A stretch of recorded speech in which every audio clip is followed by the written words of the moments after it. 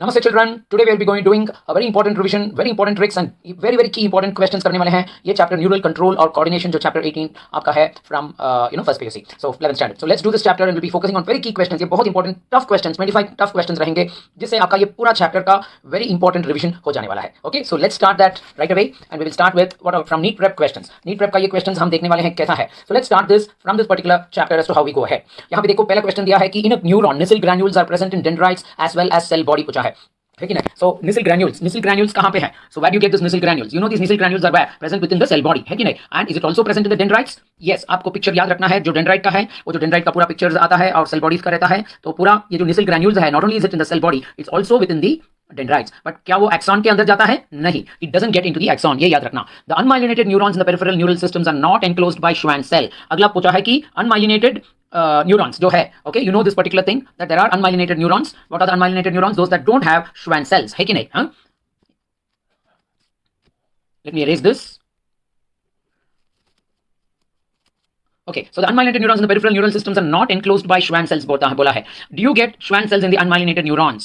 Remember that Schwann cells जो है, okay, you get the nerve and then axon, and around that you have the Schwann cells. Okay, and these Schwann cells are like protective elements and they form the myelin sheath. You know how does it form the myelin sheath? By repeated covering. By repeated covering, they form multiple layers and then that leads to a myelin sheath formation. So जहाँ पे myelin sheath है, वहाँ पे these Schwann cells are present in multiple layers. Whereas unmyelinated neurons, अगर वो neurons unmyelinated है तो क्या वहां पे Schwann cells है? हाँ, वहां पे भी Schwann cells है. Even the unmyelinated neurons have the Schwann cells, so they are not enclosed. जो बोला है ये गलत है. Okay, ये वाला ठीक है. So only one is correct. Okay, so that will be your answer. Right? Perfect. So yes, you got that answer correct. In the peripheral neural system, the Schwann cells surround. The same question पूछा है जो हमने mark किया हुआ है. It is not Schwann cells are present both in the myelinated and unmyelinated. देखो अगर हमने टकिन डाला था, which is basically only two unmyelinated, वो wrong है. So it is not in only unmyelinated or myelinated. It is present in both of them, 1 and 2. Okay, remember this point that the Schwann cells are present in both. So when do you get myelin? Because of formation of multiple layers. जहाँ पे multiple layers of Schwann cells है, वहाँ पे myelin formation है. ये बात बहुत कम बच्चों को याद रहता है. Good. Let us get to this next question which talks about the spinal cord और जहां पे sensory neuron क्या है, motor neuron क्या है और interneurons क्या है. ये important point आपको याद रखना पड़ेगा. Neurons therefore they carry from signals from the CNS to the effector muscles. What is the one that carries from the CNS to the effector to the muscles? ये motor neuron हो गया, है कि नहीं? So this particular portion is your motor neuron. Sensory neurons, what are they? They transmit signals from the sensory receptors to the central nervous system. And what are interneurons? Those that connect the sensory to the motor. Okay, so simple. So A बन गया R, okay, and then B बन गया P. Okay, and C बन गया Q. Okay, so the third one will be your answer, right? Perfect. Let's see this next question. Identify the correct statement regarding the spinal cord given below. if देखो ये diagram दिया है spinal cord का, which has the gray matter, the white matter, as well as A and D. What is A and what is D? And then what is B and C? For this you should know the diagram of the spinal cord, which is very important. The diagram of the spinal cord में आपको ये पता होना चाहिए कि if this is the cut section and the central portion is your gray matter, the central portion जो ये है, ये portion आपका gray matter है, correct? And then this surrounding matter is your white matter. Okay? तो इसमें ये याद रखना चाहिए आपको कि there is an anterior horn and a posterior horn. जो anterior horn है उसको ventral horn बोलते हैं. The front portion of it is flat, so that is called the ventral horn. And this is ventral horn means ये anterior हो गया. Okay, जो आगे है, जो आगे बोलते हैं, जो फ्रंट में रहता है उसको वेंट्रल बोलते हैं. So this is the ventral और the anterior horn. And then you have the back side, is called the dorsal part. The back portions are called the dorsal always. It is dorso, so that means it is the back. So this is called the dorsal part. What is facing the ground is called ventral part. So the front is ventral, back is dorsal. So पीछे वाला जो है इसको posterior बोलते हैं और the dorsal horn. Okay, ये याद रखना चाहिए आपको कि पोस्टीरियर हॉर्न जो डॉर्सल हॉर्न है वहां से क्या नर्व आता है और यहाँ पे क्या नर्व आता है. So always the motor is from the ventral. Motor comes from the front and goes to the muscles. So आगे जो आता है वो मोटर है और पीछे जो आता है वो सेंसरी है. So dorsal horn basically is your sensory and the ventral horn is your motor. Okay, ventral motor, VM याद रखना. VM ventral is motor. Okay, very important. So important, VM ventral is motor और पीछे dorsal is sensory. Okay, DS ये हो गया DS, VM DS. Okay, so ऐसे याद रखना. आपको अगला क्वेश्चन देख लेते हैं हम. तो वही क्वेश्चन हम अब वापस करके देख लेते हैं. Let's see what is the answer for that question. Okay, A and D are part of the gray matter लिखा है. Yes, that is a correct statement. You got that. B is motor and C is sensory. So देखो ये dorsal horn, A जो projection आगे आता है ये हो गया dorsal और flat जो है वो ventral. So therefore ventral is motor and dorsal is sensory. B is motor, B sensory होना चाहिए, motor नहीं. तो ये गलत हो गया. So only the first one is the right answer. Right? Perfect. We'll go to the next question. What restores the resting membrane potential of the axonal membrane at the site of excitation बोला है. What is it? Keyword यहाँ पे बहुत important keyword आपको याद रखना पड़ेगा. They have given the word restores. Okay, so this is a very important word. Okay, restores. एक याद रखना what restores and what maintains. दूसरा है कि जो maintain करता है. Okay, resting membrane potential को restore करना यानी कि वापस उसको लेके आना. That means after depolarization at the site of excitation उसको वापस resting membrane potential जो आता है that is done by which mechanism? By the mechanism of repolarisation और हाइपरपोलराइजेशन। रिपोलराइजेशन में क्या होता है? It is the efflux of potassium. Potassium बाहर जाता है, पोटेशियम अंदर कभी नहीं आता है, पोटेशियम हमेशा बाहर जाता है। सोडियम हमेशा अंदर आता है, क्लोरीन हमेशा अंदर आता है, पोटेशियम हमेशा बाहर जाता है। तो ये याद रखना कि चैनल में हमेशा पोटेशियम का चैनल ओपन किया तो बाहर अंदर से बाहर जाता है, ओके, और सोडियम हमेशा बाहर से अंदर आता है, ओके। सो ये इफ्लक्स ऑफ पोटेशियम जो hyperpolarisation, so it causes hyperpolarisation और रिपोलराइजेशन, और this mechanism is the reason why you get the restoring of the action potential, है कि नहीं? तो एक्शन पोटेंशियल रेस्टोर होता है इससे। So the answer should be the 4। But यही क्वेश्चन अगर आपको पूछा है कि maintain, okay, what is it that maintains the resting membrane potential पूछा है, तो आपको क्या बोलना है? The sodium potassium pump is what maintains the resting membrane potential, okay. अगर आप अपना एनसीईआरटी बुक खोल के देखेंगे तो एक इंपॉर्टेंट पार्ट रहता है यहाँ पे, जहाँ पे उन्होंने ये बोला है, correct? You just see this particular portion here, जहाँ पे वो बोलते हैं कि you know how is resting membrane potential maintain, okay. तो देखो यहाँ पे आपको बोला है कि the ionic gradients across the resting membranes are maintained by the active transport. So maintenance is by the active transport of sodium potassium. जहाँ पे क्या होता है? Sodium is transported 3 outwards, reverse. Normally अंदर आता है बट यहाँ पे रिवर्स जाता है, सोडियम को बाहर भेजते हैं by the sodium potassium pump. तो 3 सोडियम बाहर जाता है और 2 पोटेशियम अंदर आता है। So it is a reverse of what normally the gates में हैपन। तो एंड दिस यूजेस एटीपी। देखो इस तरह से आपको बहुत अपने साइड्स में नोट्स बनाने हैं जहाँ पे इंपॉर्टेंट पॉइंट्स लिखना पड़ेगा, ओके। एंड देखो यहाँ पे dorsal root of spinal cord जो है, जो हमने बोला था डॉर्सल रूट, डॉर्सल रूट में क्या आता है? डीएस यानी कि सेंसरी। और ये किस तरह का न्यूरॉन है? ये एक सूडो यूनिपोलर है। ये एक इंपॉर्टेंट क्वेश्चन है, एक इंपॉर्टेंट क्वेश्चन है जो आपके एनसीईआरटी में सीधा नहीं दिया हुआ है, बट यहाँ पे यूनिपोलर, मल्टीपोलर, बाइपोलर दिया है, and what of them is pseudo unipolar, and जो pseudo unipolar is dorsal root of spinal cord. इस तरह के एडिशनल पॉइंट्स अगर आपको याद रखना है तो आपके बुक में यहीं पे डाल के रखो, क्योंकि यहीं से आपको लास्ट में फिर से रिविजन करना पड़ेगा। बाहर कहीं पे लिख के आपको याद नहीं रहेगा, यहीं पे लिख के रखना पड़ेगा, okay. So you got that idea, what is it that maintains and what is it that restores this, so the resting membrane potential, है कि नहीं? Done. Go to the next question. The sodium potassium pump, what does it transport? देखो same question था, sodium potassium pump what does it do? It maintains the resting membrane potential। और यहाँ पे what is it that it does? It transports। So when you बोलते हैं transport, what does it transport? You know very clearly it is the reverse of the normal। normal sodium channel अंदर बेचता है, ये बाहर बेचेगा। So sodium को ज्यादा बाहर बेचेगा, उसको बाहर ही रखेगा, और पोटेशियम को अंदर लेके वो नॉर्मल पोटेंशियल जो है, जहाँ पे सोडियम ज्यादा बाहर रहता है और पोटेशियम अंदर रहता है, उससे नेगेटिव अंदर आपका एक्सटर्नल मेम्ब्रेन में पोटेंशियल माइनस की तरफ रहेगा। The amount of plus going out is more than the plus coming in। So therefore 3 sodium is pushed out, 2 potassium is coming in, there is a deficit of 1, so that leads to a negative potential along with proteins which are actually having minus charges, ions जो है उसके कारण resting membrane potential हमेशा minus की तरफ रहता है। So you know the answer, it is 3 sodium from inside to outside of the cell and 2 potassium from outside to inside of the cell। 2 and 3 are the answer। So fourth वाला बन गया answer। Okay, next question similarly talks about these 2 statements। Depolarization of axonal membrane, basically he is asking is due to sodium influx of sodium। Depolarization में sodium अंदर आता है, influx यानी कि अंदर आता है, करेक्ट है। And then repolarization of axonal membrane is due to efflux of sodium, नहीं, efflux of potassium। potassium बाहर जाता है, not sodium। sodium does not go, this is due to efflux of potassium going out। So remember that repolarization is potassium going out and depolarization is sodium coming in। So पहला statement ही correct है, second statement हमें गलत है, right? So you know the answer here, therefore the first statement is correct, the second statement is incorrect। So second वाला बन गया answer। When neuron is resting बोला है, resting membrane potential, पर पढ़ते ही आपको याद रखना चाहिए क्या पूछ रहा है वो। resting, which of the following is false बोला है with respect to that, यानी कि कौन सा गलत है, एक वाला गलत है। When the neuron is resting, is it conducting any impulse? Is it conducting any impulse? No, it is not conducting any impulse। So ये statement correct है। Axonal membrane is more permeable to potassium। Is it more permeable to potassium? What is it? It is, when it is resting, yes, it is more permeable to potassium। potassium तब भी बाहर जा सकता है, so which is correct। Axonal membrane won't allow any flow of sodium across it। शायद ये correct है, सोचते हैं। Membrane is impermeable to negatively charged ions, ये करेक्ट है। बट क्या axonal is impermeable to negatively charged ions? Yes, it is impermeable। Axonal won't allow any flow of sodium across it। Is it right? No, it is almost impermeable। ये word देखो आपके NCERT में लिखा है, it is almost impermeable। Let me show that to you in the book itself, right? So what is it in the resting membrane potential? Okay, when the neuron is, see, यहाँ पे दिया है देखो, these ion channels are selectively permeable to different ions। When the neuron is not conducting any impulse, that is resting। So at resting में neuron is not conducting any impulse, ये words यहीं से लिया गया है। The axonal membrane is comparatively more permeable to potassium। So at resting membrane में potassium बाहर जा सकता है। एंड नियरली इम्पर्मिएबल, ये वर्ड याद रखना, नियरली इम्पर्मिएबल। आपके बायोलॉजी में ऐसा है कि यू नो ये एनसीईआरटी का बुक इतना बढ़िया से लिखा गया है कि ये लिखा गया शायद इंग्लिश वालों ने लिखा है, नॉट साइंस वालों ने, क्योंकि इसमें ऐसे वर्ड्स दिए हैं जिसका एक मीनिंग, एक वर्ड से बहुत मीनिंग आ सकता है। तो नियरली इम्पर्मिएबल का मतलब क्या है? Not that it is not permeable, nearly impermeable यानी कि थोड़ा सोडियम आ सकता है। So it does not allow any sodium is a wrong one. It will allow but some sodium, but very less sodium than that of potassium. The amount of sodium entering in will be very less compared to that of the potassium coming in. That is what it means by a resting membrane potential. Similarly, and it allow the potassium to come out. Okay, and similarly the membrane is impermeable, यहाँ पे not nearly, it is impermeable to negatively charged proteins, यानी कि negatively charged proteins बाहर नहीं जा सकता है. That is why the resting membrane potential is negative. So अंदर negative रह जाता है, पोटेशियम बाहर आ सकता है, सोडियम बहुत कम अंदर जा सकता है, तो उसका मतलब है कि ये resting है, it is not conducting any impulse. So which is a wrong statement here? The third one is a wrong statement because it is nearly impermeable. It will allow some important passage. ये देखो बहुत अच्छी तरह सा question जो English language को बना के यूज करते हैं ये क्वेश्चंस और आपको ट्रिक कर देते हैं, तो ये आपको याद रखना पड़ेगा. Okay, so the answer for this will be the third one. Right, good. एक प्रीमियम क्वेश्चन था जो हिडन है यहाँ पे, बट मैंने उसको डिसिफर करके आपको ये क्वेश्चन लेके आ रहे हैं कि कौन सा है ये question. Let me show you that question. ये रहा वो question. Okay, so the question is which of the following minerals. Okay, बहुत सारे मिनरल्स हमें पता है जो मेटाबॉलिज्म को रेगुलेट करता है और that reduces the excitability of the muscles and nerves, यानी कि एक्साइटेबिलिटी कम करता है.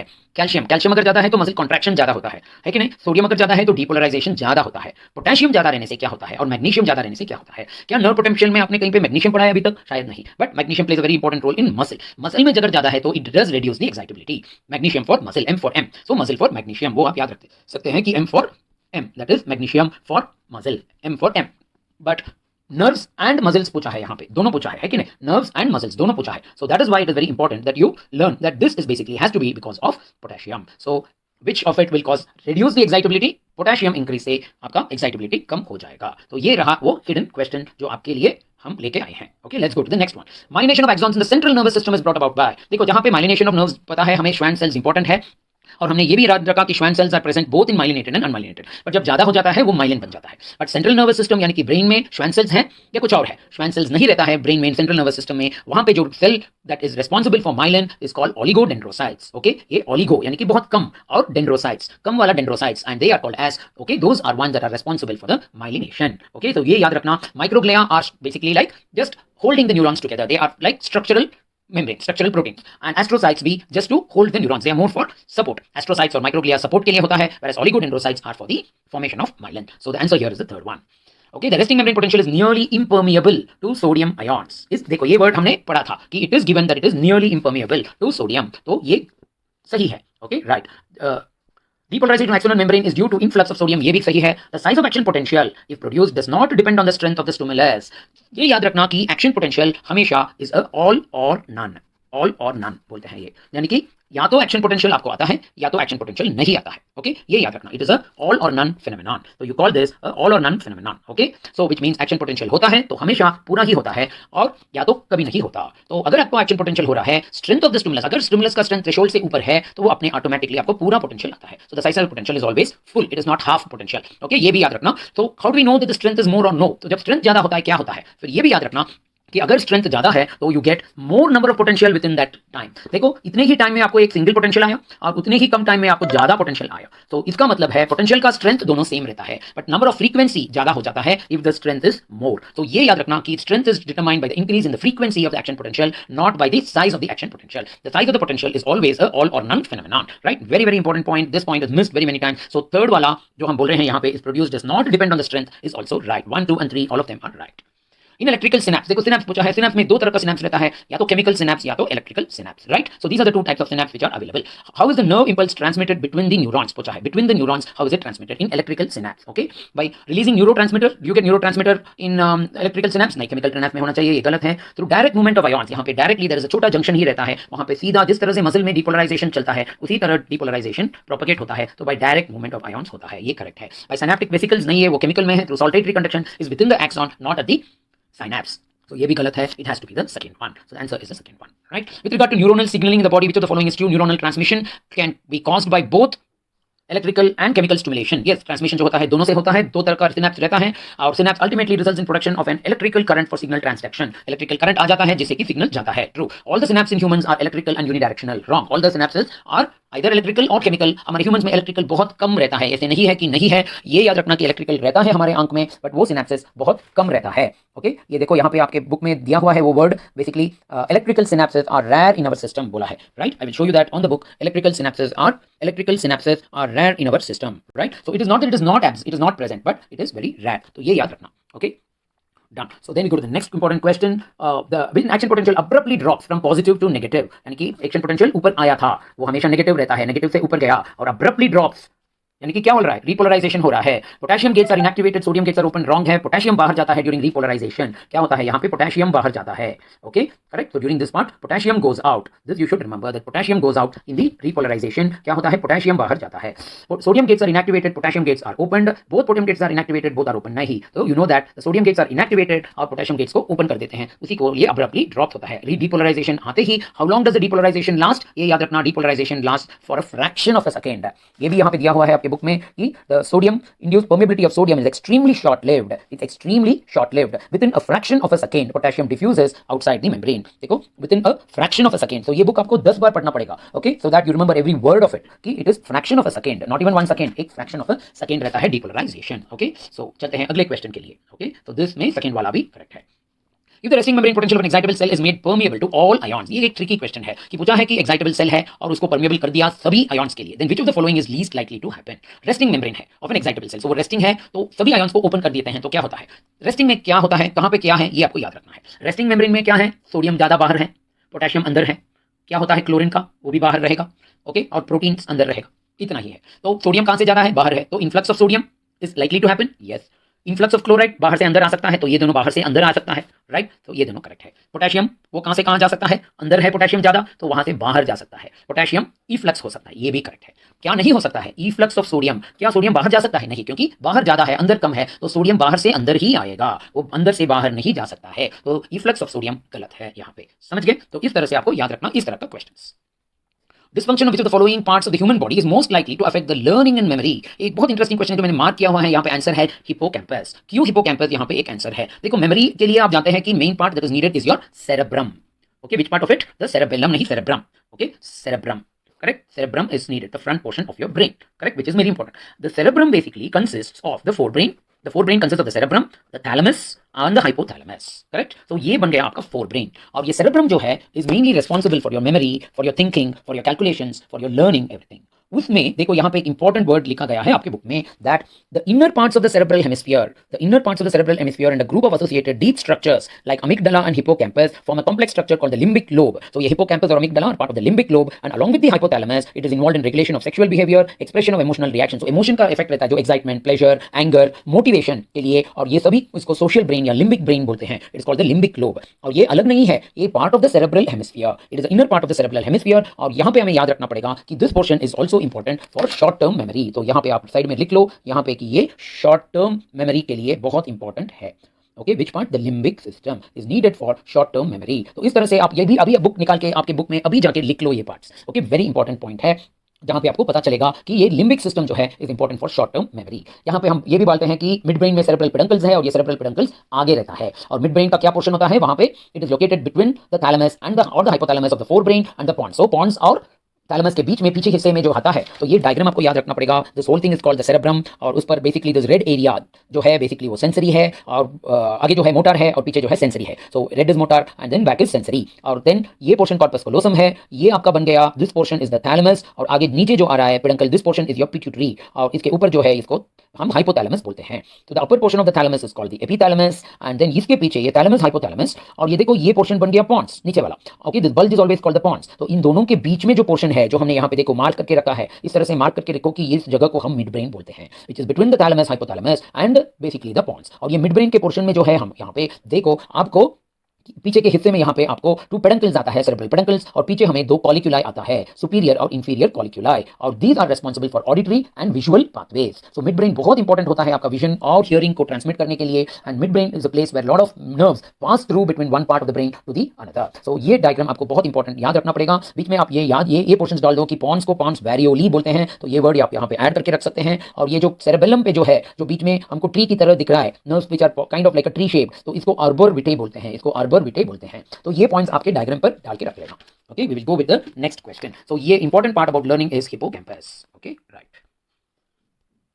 The mechanism by which neurotransmitters are released into the synaptic cleft from the presynaptic neuron involves. Okay, the mechanism by which neurotransmitters are released into the synaptic cleft from the presynaptic neuron बोला है, यानी कि आगे हमें presynaptic neuron है, okay this particular portion and then there is another post synaptic neuron. कैसे आता है यहाँ पे न्यूरोट्रांसमीटर? सीधा डिफ्यूजन से या एक्टिवली ट्रांसपोर्ट होता है या एक्सोसाइटोसिस, यानी कि कुछ कुछ सेल वेसिकल्स हैं अंदर, जैसे कि गोल गोल फ्लूइड है और वो जाके ये मेम्ब्रेन को फ्यूज करके आगे जो मेम्ब्रेन है उसको ओपन हो जाता है और बाहर आ जाता है। इसको एक्सोसाइटोसिस बोलते हैं या एंडोसाइटोसिस, यानी कि अंदर ही फूट जाता है, अंदर ही नहीं फूटता है, वो बाहर आके फूटता है। तो ये डायग्राम भी आपको याद रखना पड़ेगा कि देखो यहाँ पे सिनेप्टिक में अंदर बहुत सारे क्लेफ्ट्स है, सिस्ट्स है, जहाँ पे देखो अंदर आपके सिनेप्टिक वेसिकल्स है और ये न्यूरोट्रांसमीटर यहाँ पे आ गए तो ये जाके फ्यूज होते हैं एज पर और देन वो ओपन हो जाते हैं और इसको हम एक्सोसाइटोसिस बोलते हैं। यहाँ पे डाल लो ये वर्ड एक्सोसाइटोसिस, डाल के रख लेना तो आपको याद रहेगा नेक्स्ट टाइम कि ये एक्सोसाइटोसिस है जहां से सिनेप्टिक क्लेफ्ट आपका काम करता है। तो the answer is exocytosis, right.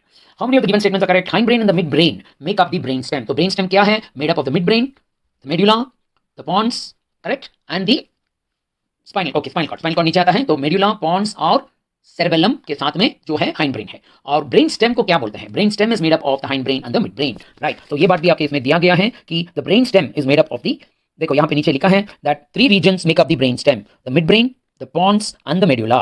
सो एक तरह से आपका हाइंड ब्रेन जहां पे एक्चुअली सेरेबेलम रहता है, okay, it is also part of the hind brain and the mid brain makes the brain stem. But actually एक बात है कि सेरेबेलम जो हाइंड ब्रेन का है उसको ब्रेन स्टेम के अंदर नहीं बुलाते हैं, सिर्फ द पॉन्स, मेडुला और मिड ब्रेन को ब्रेन स्टेम बोला होता है, but otherwise you can take the statement to be right. The hind brain comprises of the pons, cerebellum and the medulla, ये भी करेक्ट है। The four brain consist of cerebrum, thalamus and the hypothalamus, okay, so which of these statements are correct? All 3 statements are correct, okay, so I can say hind brain and the mid brain make up the brainstem, but actually cerebellum नहीं है तो पहला वाला गलत बोल सकता हूँ, so I will otherwise mark it only that 2 and 3 are correct, so only 2 statements are correct, okay, yes, only 2 statements are correct। क्यों यहाँ पे पहला स्टेटमेंट गलत है? ये याद रखना कि पहला स्टेटमेंट आपका गलत इसलिए है क्योंकि यहाँ पे मिड ब्रेन, पॉन्स और medulla, okay, only the mid brain, pons और मेडुला, ये तीनों MPM इसको बनाते हैं आपको brain stem, correct, not the cerebellum. So cerebellum is not part of the brain stem, तो उसी के कारण hind brain is not a part of the brain stem, okay. तो ये क्वेश्चन याद रखना, इसको कंफ्यूज मत करना इस तरह के कि hind brain is a part of the brain stem, only the pons and medulla, not the cerebellum. Good question. ये एक अलग क्वेश्चन है जो सीधा आपके एनसीईआरटी में नहीं है, बट ये आपको याद रखना पड़ेगा कि क्या है। You need to identify the incorrect match. ये देखो रेटिकुलर फॉर्मेशन, रेटिकुलर फॉर्मेशन क्या होता है? वो नीचे वाला जो आता है ब्रेन का उसको रेटिकुलर फॉर्मेशन बोलते हैं। So this portion of the brain, okay, which basically involves the pons, medulla, is called the reticular formation, okay. ये पोर्शन जो अलग से जो ग्रीनिश कलर में है, ये पोर्शन आपका रेटिकुलर फॉर्मेशन बोलते हैं। और this is needed for what? It controls your respiration, controls your cardiovascular centre, your gastric secretions as well as pons also is responsible for your respiratory centre. तो वहां पे पॉन्स का respiratory centre है, ये याद है आपको रेस्पिरेशन में, तो उसी के कारण these control your respiration and they are the gatekeeper for consciousness. अगर आप रेस्पिरेशन नहीं करोगे, ब्रीदिंग नहीं करोगे, हार्ट रेट नहीं रहेगा तो कॉन्शियस नहीं रहोगे, so it is a gatekeeper for respiration, so it is a right one, okay. अगला thalamus, diencephalon for messages to the cortex, major relay centre. देखो वो एक तरह का रिले है, सेंटर है, part of the diencephalon which is needed for memory also, जो पूरा रिले सेंटर जैसा है, जो नीचे का सिग्नल ऊपर आपको भेजेगा, तो ये भी एक तरह का करेक्ट स्टेटमेंट है, okay. Pons, okay, having a hind brain, having nuclei for control of breathing rate, it's a part of the hind brain, ये भी करेक्ट है। Nuclei for control of breathing rate, yes, it controls the breathing rate, rate को रोकता है कि नहीं, तो उसी के कारण से इनहिबिटरी सेंटर, करेक्ट। इस superior कॉलिकुलाई part of the limbic system, limbic system maturity के लिए क्या वर्ड्स है? अमिगडाला और हिपोकैम्पस। सुपीरियर कॉलिकुलाई कहां पे आता है? ये आपका मिड ब्रेन में आता है, तो ये वाला हमारा कहां पे आता है? मिड ब्रेन में आता है। Superior colliculi, inferior colliculi part of mid brain जो controls auditory and visual stimuli. So सिर्फ एवी के लिए जो इंपॉर्टेंट है वो सुपीरियर कॉलिकुलाई, तो ये मिड ब्रेन पर है, नॉट द लिम्बिक, सो ये गलत हो गया। So the third one is the wrong one, right. Cerebellum is involved in consciousness, muscle coordination, homeostasis, sense reception. Okay, cerebellum का mainly role है control, coordination, control and coordination. Control क्यों? It will receive stimulus from the ear. Okay, see देखो cerebellum integrates very important stimulus. Basically यहाँ पे दिया है कि cerebellum integrates information received from the semicircular canals in the ear and auditory system. So it integrates that information from the semicircular canals किसके लिए है? Balance. So remember that cerebellum is for balance, control और coordination. ये words लिख लेना आप आपके book में, कंट्रोल, कोऑर्डिनेशन और बैलेंस, ये तीनों किसके लिए है? सेरेबेलम के लिए है, okay. Let me put it up top here, cerebellum. ये याद रखना, ये 3 वर्ड्स आपके लिए सेरेबेलम के लिए बहुत इंपॉर्टेंट होता है। So it is not for consciousness, for muscle coordination is the right. Homeostasis नहीं, सेंस रिसेप्शन। होमियोस्टेसिस का मतलब है temperature control. Homeostasis temperature control कहां से आता है आपका? ये क्वेश्चन आपको कमेंट में डालना पड़ेगा कि होमियोस्टेसिस यानी कि temperature control is maintained by which part of the brain, which part of the brain maintains the homeostasis. Medulla also भी इन्वॉल्व हो जाएगा, बट मेडुला के अलावा में अलग apart from medulla, which other part of the brain is responsible for homeostasis, that is temperature maintenance, okay. Please put that in the comment box, okay, right. Will go quickly to the next 2-3 questions. ये diagram आपको बोला है same है, मैं बहुत कुछ डाल दिया है यहाँ पे। Major coordinator thing central, the thalamus is wrapped. तो थैलेमस कौन सा पूछा है यहाँ पे? ये आपको पता है, ए वाला थैलेमस हो जाएगा, राइट। वेरी सिंपल क्वेश्चन, ये डायग्राम हमने रिवाइज कर दिया है। How many of the statements are right? Chemical synapses use neurotransmitter to transmit impulses, right है। नोड्स ऑफ रैनवियर कहां पे है? वो gap in the myelin sheath, myelin sheath के बीच में गैप जो आता है उसको नोड्स ऑफ रैनवियर बोलते हैं। और वो वाला कंडक्शन जो जंप होता है एक नोड से दूसरे नोड तक, उसको क्या कंडक्शन बोलते हैं? Saltatory conduction, okay. Occipital lobe is associated with the processing of visual, right. तो विजुअल इंफॉर्मेशन जो हमारा है, जो आंख से देखते हैं, जो आंख से आगे आता है ऑप्टिक नर्व, वो सीधा goes through, reaches the superior colliculus and then goes to the back of the brain, that is called the occipital lobe.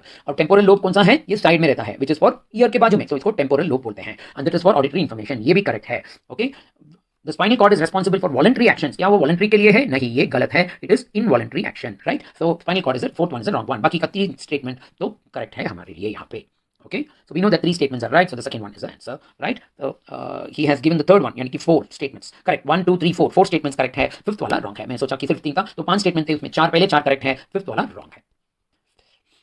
Okay, ये वाला भी बहुत सिंपल है, आप कर लेंगे, हमें पता है। इसका भी आंसर आप अपने हमें कमेंट बॉक्स में डालना। ओके, पॉन्स क्या है, कौन सा वाला कहाँ पे आता है, respiration, controls respiration and gastric secretion कौन सा है, controls different regions of the brain, controlling different region of the brain क्या है, provides additional space for neurons and regulates posture और बैलेंस। ये एडिशनल स्पेस जो डाला है, ये इंपॉर्टेंट वर्ड है, आपके बुक में दिया हुआ है, ये जाके फिर से देख पढ़ के मुझे बताना, अपने कमेंट बॉक्स में डालना कि इसका आंसर क्या है। तो which one provides additional space, ये भी याद रखना, and which one has more space, additional space के लिए it is put into more folds, which one, cerebellum होता है, तो पहला वाला सेरेबेलम है, तो डी सेरेबेलम इज 1, ये मैंने बोल दिया, ये छोड़ के बाकी का आपको आंसर बताना पड़ेगा कि मुझे कौन सा आंसर आपको यहाँ पे है।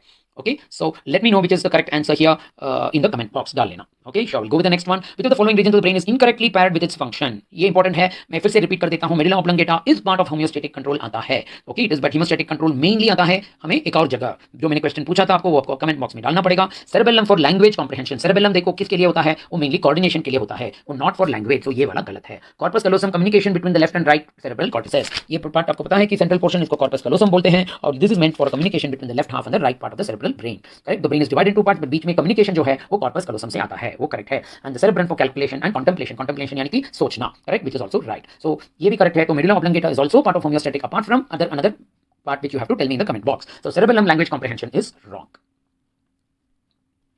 Last question कर लेते हैं। As a nerve impulse passes along the axon, the membrane potential changes back. Okay, from positive to negative and then back again. Sodium ions flow out of the ion channels and potassium channels flow in.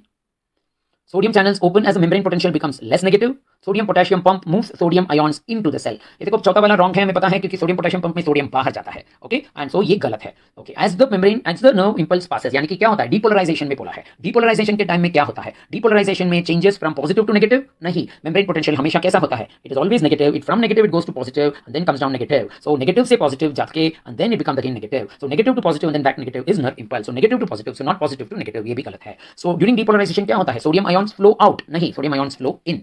Okay, so as the sodium channels open as a membrane potential becomes less negative. देखो यहाँ पे more negative है, तब sodium नहीं open है, जब वो less negative होता है यानी कि क्या, मोर पॉजिटिव होता है। जब मोर पॉजिटिव होता है तब क्या आता है, सोडियम अंदर जाता है। तो sodium ions open as a membrane potential becomes less negative. देखो यहाँ पे पॉजिटिव नहीं दिया है, बिकम्स लेस नेगेटिव बोला है, ये करेक्ट है। Correct, so you got the answer that the third one is the right one.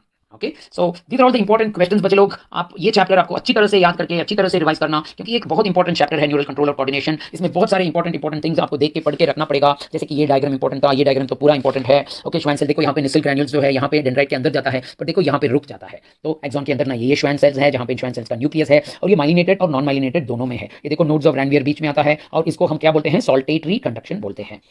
Okay, तो इस तरह का डायग्राम देख लेना। ये भी इंपॉर्टेंट पॉइंट रहता है कि एक्शन पोटेंशियल में करंट अंदर कैसा जाता है और बाहर कैसा आता है। यही क्वेश्चन आपको इंपॉर्टेंट क्वेश्चन पूछते हैं कि how does the current move, okay, inside and outside during depolarisation और ड्यूरिंग एक्साइटेशन। जब नर्व एक्साइट होता है तो how does the current move, ये बात बोलेंगे, इंपॉर्टेंट है। देखो यहाँ पे प्लस से माइनस हो गया, और फिर बाजू में यहाँ पे प्लस है, माइनस है। Okay, electrons move from negative to positive. Okay, so therefore how does the current move, basically the current will move from positive to negative terminal. जब बैटरी रहता है आपका पॉजिटिव होता है, नेगेटिव रहता है, electrons move from negative to positive, but current direction is always taken in the reverse direction from the positive to the negative. तो इस डायरेक्शन में जाएगा करंट आपका, तो उसी के कारण आपको पॉजिटिव से नेगेटिव कहां पे भी है वहां पे करंट डालना पड़ेगा। तो देखो डीपोलराइजेशन में ये नेगेटिव हो गया, ये अंदर पॉजिटिव हो गया, बाजू वाला नेगेटिव है, ऊपर वाला पॉजिटिव है, तो पॉजिटिव से नेगेटिव, तो करंट अंदर ऐसे जाएगा और ऊपर पॉजिटिव टू नेगेटिव जाएगा। So it moves from B to A, okay, outside, and from A to B inside. So under it moves from left to right and outside it moves from right to left. ये word बहुत अच्छी तरह से दिया है यहाँ पे, तो ये वर्ड आपको बहुत क्लीनली याद रखना पड़ेगा। Okay, so it is has positive charge on the outer surface, negative in the inner surface. As a result, current flows in the inner surface from side A to B.